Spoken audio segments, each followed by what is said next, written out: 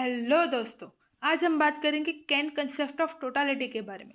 ये concept repertory subject का है, तो इसमें हम पहले फिलोसॉफिकल वाला पार्ट देखेंगे और फिर केस टेकिंग में कैंट कंसेप्ट के अकॉर्डिंग हम केस को कैसे प्रेजेंट कर सकते हैं वो सीखेंगे। अब हम देखते हैं philosophical part. Kent concept based है किसी फिलोसोफर की फिलोसॉफी पर।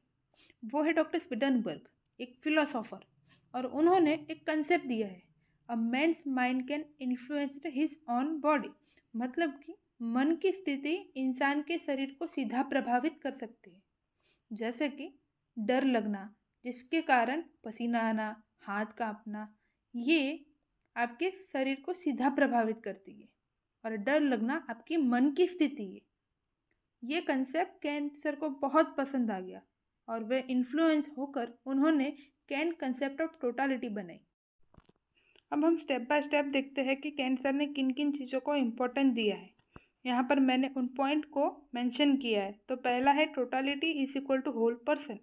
Cantt study the whole person, mind body and spirit, not just a disease. मतलब कि हमें पेशेंट के माइंड, बॉडी और स्पिरिट तीनों की स्टडी करनी है, ना कि डिसीज के नाम से हमें ट्रीटमेंट देनी है। Second one is the individualisation is essential. Every person is unique, so the symptoms must be understood individually. Treatment is based on the person, not just a name of disease. मतलब कि हर व्यक्ति अलग है और हर व्यक्ति के सिम्टम्स भी अलग अलग है।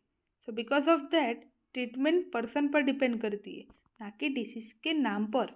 है prior to the mental symptoms. हम जानते हैं कि कैंट सर ने मेंटल सिम्टम्स को ज़्यादा इंपॉर्टेंस दी है। Mind symptoms are the deepest and most important. Kant emphasized love, hate, desire, aversion. These show the true inner state. Fourth one is a general or particular. Kant sir ने general symptoms को ज़्यादा important दिया है then the particular. General symptoms जैसे कि appetite, sleep, temperature, modalities are the most important.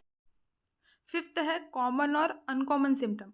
Uncommon, peculiar, individual symptom guide the remedy selection. For example, the patient in the typhoid state feels their bed is too hard, even if it is soft.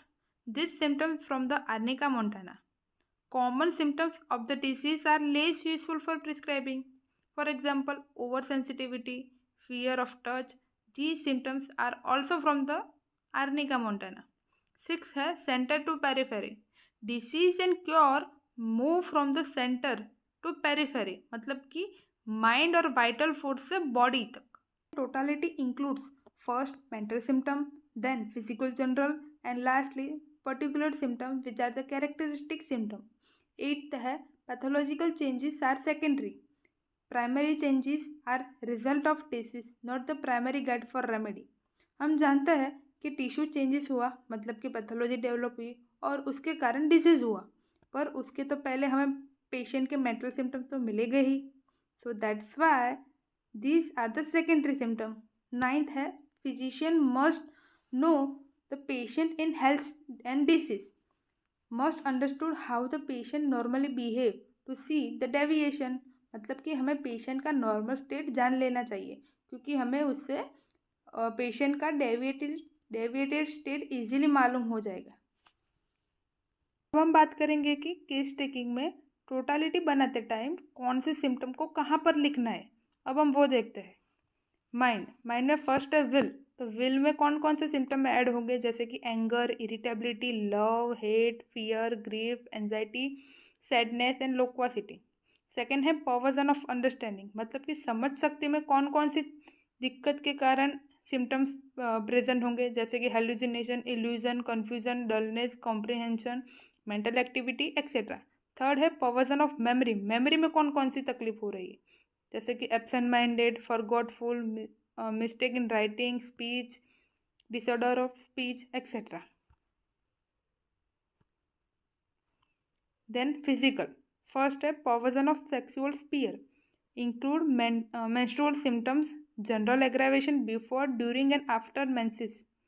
Second है symptoms pertaining to appetite, food desire, aversion and thirst.